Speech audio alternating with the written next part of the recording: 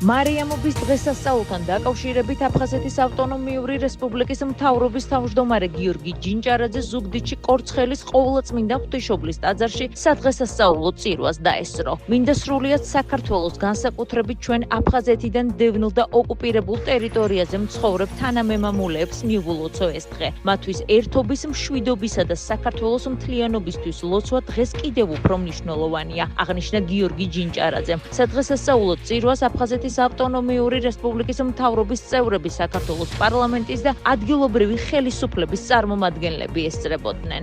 მარიამობის დღესასწაული განსაკუთრებული მნიშვნელობის დღე არის ჩვენი საზოგადოებისთვის, ქართველებისთვის. მე მინდა მიულოცო ჩვენ საზოგადოებას, განსაკუთრებით ჩვენს დროებით დევნილ მოსახლეობას, ოკუპირებულ ტერიტორიაზე მცხოვრებ მოსახლეობას. მე დარწმუნებული ვარ, რომ ერთობით, ერთად ლოცვით, რწმენით აუცილებლად იქნება მიღწეული ის ერთობა, მშვიდობა. ჩვენ ერთად უნდა გავაძლიეროთ რწმენა და ღვთისმშობლის მადლით საქართველო იქნება გაერთიანებული, თავისუფალი და მშვიდობიანი ქვეყანა. ყველა მართლმადიდებლისთვის დღეს არის ძალიან მნიშვნელოვანი დღე.